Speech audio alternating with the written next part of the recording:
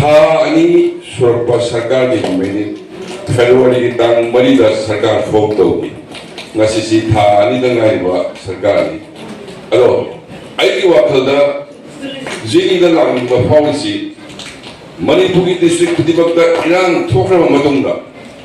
community mayam se punna phamina ba se jini na han ne ba si kapi lak se ne ba sama IDP ai yum du sang da lai ba pandawa ai yum du uba pandawa isi karamba thamoi bu kanana wo nuai ga lerm de amukka thamjani si ngasagi labi sembiu hebadu ai hoje ai go works edi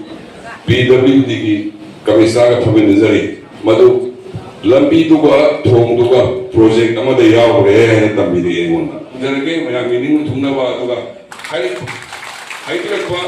haibirak pa bidiwa loina wa panging bunga tani adubu mafam matam thawak achau sidi Haura su madu tender process tha su sangpa mayam lai banina ai kitang aga iguda ai labri loina hai bangam jada bani loina banana si lakhi ba mari sinam sing pui adagi pui mai pui Manipuri Muslim so mayam yo bi community sinoi sure the thalo impi gi dagi pai dagi sinau sing lakhi ba kudimul si shanti hanjendra ga di koi nungai bang mo koi wagani haibatu ki waktasi Manipur ki district khudimakta ki khwaidagi ihan hanba jiri praja apun bana phawa hoye sei jiri praja idam ta kuba tu kobi usin hoji nauna hanjalakraba yungam sigi manakta lambi masa school nungai taba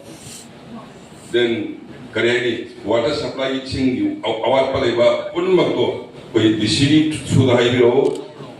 वहाँ पे already scheme आ चुका है जो police concern की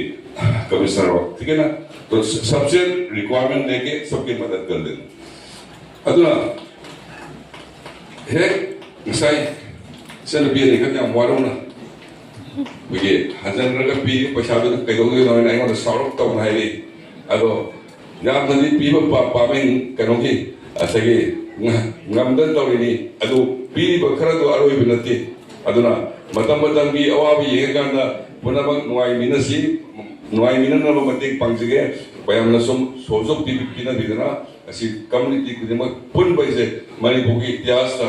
ilang si thokro matam de yana han bani aina lok thok sarkar da ai puno bu thak